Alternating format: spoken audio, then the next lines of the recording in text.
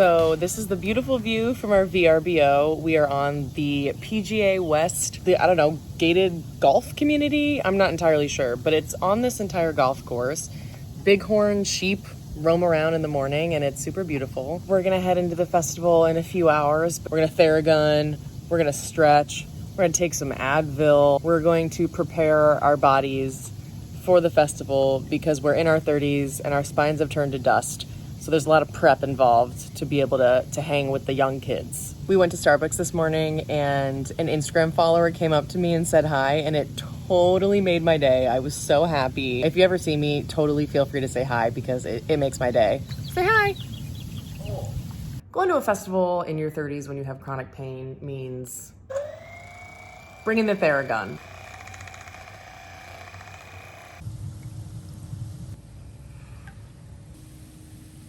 Okay, we're ready. I got a little spicy mezcal marg over here. I did the exact Hailey Bieber makeup and then I popped on some rhinestones on the outer corner. Press-on nails are Olive and June BP.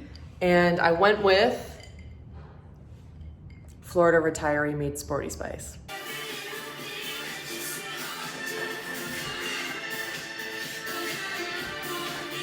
Oh, hey, John. Hey. What are you wearing, John? Today, you always start from the bottom. YSL sneakers. Palm Angels amazing pants. Amazing pants. And Dries Van Norton. Up top here, we've got a Todd Snyder tank top with a Dries Van Norton top that I found on End Clothing. And then these special guys, let me get you in the know. $15 from my friend Marcelle Wargo when she gave it to me on a drunken weekend. That's what's up. Choices were made. Happy Coachella!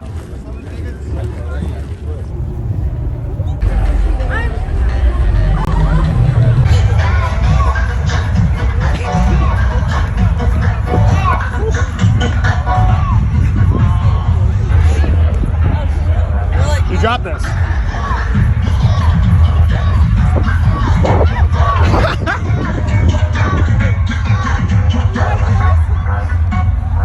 Make sure you have everything. Anything important. Phone, wallet, keys. I think half my shit.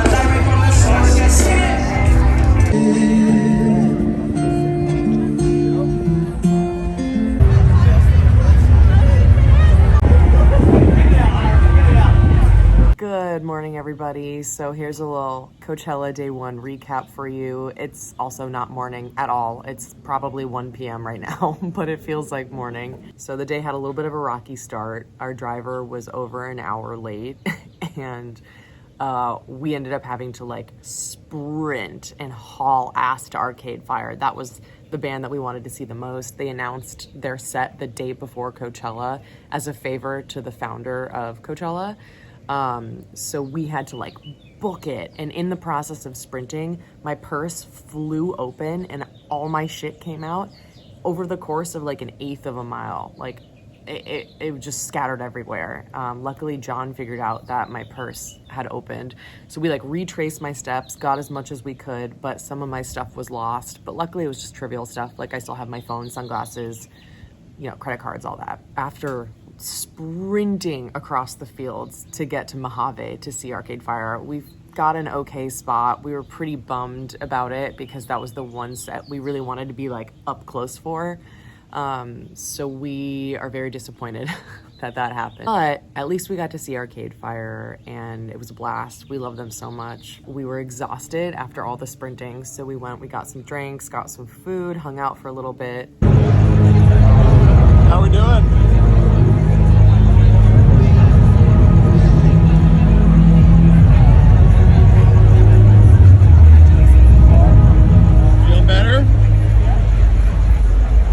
We went on this like epic quest to go find the Attaboy pop-up. If you don't know, Attaboy is one of like the best cocktail bars in the world. And our best friend Mike works at the Attaboy in Nashville, and our friend Riley. So we were like on this epic quest to go find Riley at Attaboy. So good. They named it Sunny's and it's Miami Vice themed. So it was just like neon lights and like big jungle palm fronds and 80s music. It was just amazing. Attaboy is just like the best of the best. So we had a blast there, hung out there for a while, danced a little bit. Then we kind of like popped around because the beer barn was in between Sahara and Dulab. So we checked those out a little bit. And then we went over to Sonora, which is their tiny little intimate kind of tent stage. It's Sonora. They show more like up and coming acts. And that's one of my favorite things about Coachella is that you don't know who a lot of people are and you just kind of walk around and like explore, stumble into different things. And especially Sonora is such a cool experience because it's so small. And we stumbled upon this artist called, what's her name? Elisa May. I'll put her name here, but she does like really like dark, political, somewhat like rebellious electronic music. Kind of reminds me a little bit of Nicholas Jar. She's super cool. She's from Bogota, and her entire synth machine shut down in the middle of her set. So she had to restart it and rebuild all of the loops from scratch live. So it was really cool to see that. She was at that point shutting down Sonora for the night and she killed it. You know, obviously she was like kind of panicking because like she lost power in the middle of her debut at Coachella. But it was just like those moments are awesome as a viewer because you're reminded that it's all a live experience. And like, you know, especially when you're watching DJs, sometimes the ones that are doing it live are the ones that are really interesting to watch. And it was really cool to see her kind of like problem solve in the moment. And it was just a really good show. And so then we popped out of there, made it back to VIP and got a spot for Harry Styles. Don't come for me, but we were really disappointed in Harry Styles' set. Really like his music. I love his style, but I just don't know that he was headliner material. I mean, when you've had people like Beyonce and you've had Rage Against the Machine and Prince and people who bring this massive energy and stage presence and put on a real performance, to have Harry Styles headline the first night of Coachella and then just kind of get up there and play some songs and that was it. It was definitely very disappointing. And, you know, I think a lot of people around us felt the same way. Like a lot of people were saying like, wow, the best part of the set is the guitar player, who was awesome, by the way. But yeah, I just didn't feel like it was really headliner material. And I don't think that anyone with like real solid concert going music experience could argue that. But it was really funny. Last night we were standing in line and this girl comes up to me and she goes, "Which model are you?" And then her friend went, "She's not a model." And my confidence has never been so quickly built and so quickly destroyed. That was the end of day one. We're just gonna hang a little bit today. Let me show you the beautiful view.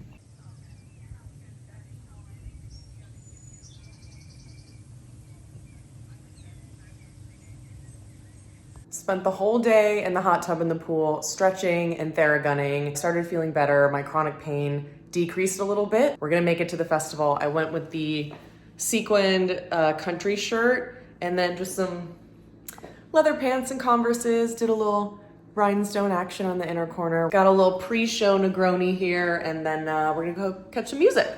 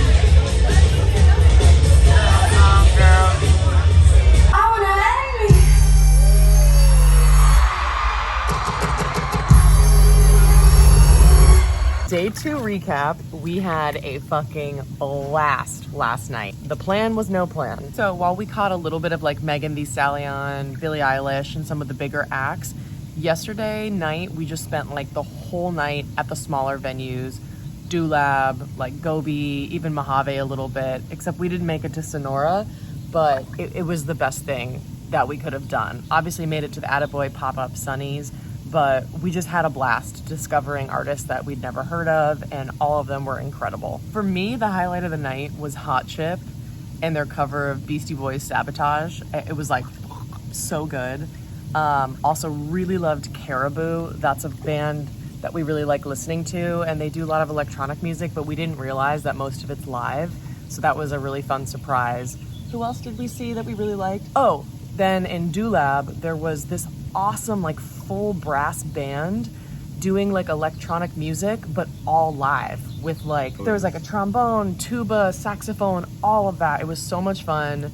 Danced our asses off. That's what I love about Coachella. Wandering into different venues that are smaller and more intimate, and just stumbling upon really incredible artists with great crowds of people who are just super into the music. I think it's super special because, yeah, everybody sees like on USA Today, like, you know, Billie Eilish headlining and whatnot. And there's always some amazing experiences. And we love Billie Eilish, by the way. Yeah, oh yeah.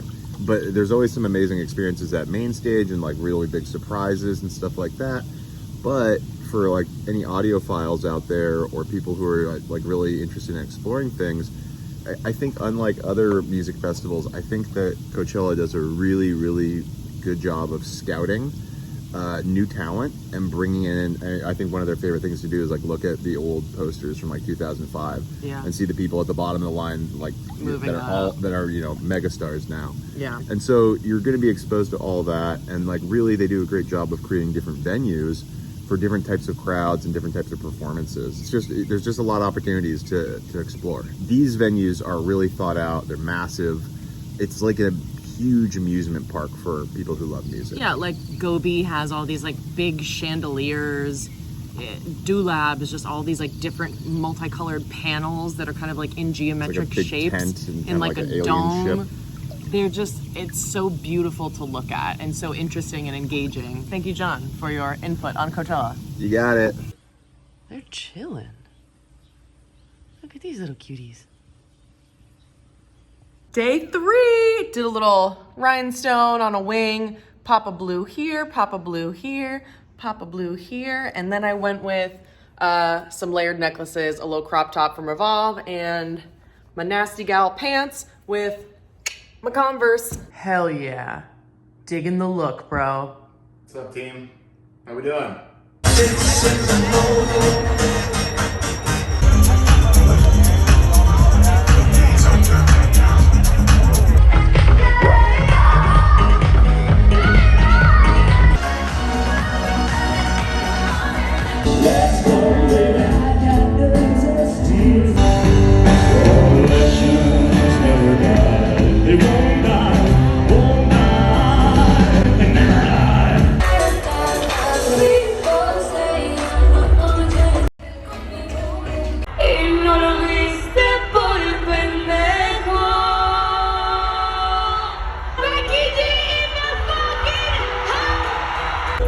Let's get down to business. Day 3 recap. It's pretty much evening time at this point on Monday. I got a little Negroni here with me, and day 3 was a little bit rough. We made it into the festival early to see Channel Trace, who's like my favorite artist of 2021. Loved the sort of like dance element he brought to the show. I wasn't expecting that. I thought he would just be kind of like spinning and rapping. He brought a whole performance element and I was really impressed. It was like 100 degrees though, so I was barely hanging in there. Then we bebopped over to Kim Petras. Was really impressed by her show. The dancing, the vocals were crazy considering how hot it was. I was just blown away by how much like energy she brought to the show. And then halfway through that, we went to see Orville Peck, which was by far a highlight of the day for me. That's one of the things I love about Coachella is like you can be at an electronic show and then you can just pop on over and see some reggaeton. You can see like a pop star like Kim Petras. Then you can go over and see Orville Peck, who's doing beautiful, what would you call it, country folk? He's got this like Elvis Presley kind of sound to his voice that's really beautiful. Americana, but that's what's so amazing about Coachella.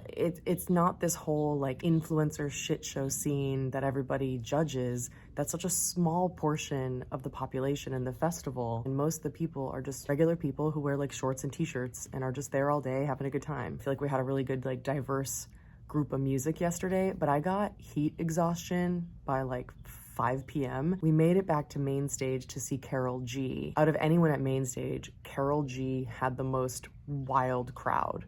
Like everyone was just jumping and dancing. She did this whole medley of the most famous Latin songs around the world and how they kind of paved the way for her. And everyone was like doing the Macarena. It was so fun. It was the best. Hey, Betty. Good to see you. I haven't seen a crowd like that get that wild since Calvin Harris. It was lit. The crowd was like going crazy. Only got to see like 2 Doja Cat songs because then I got heat exhaustion and I thought I was gonna pass out. John made me go lay down for a few hours. I was like, I can do it. And then I went to go get churros and water and I swiped my credit card and I left my credit card because I was so out of it.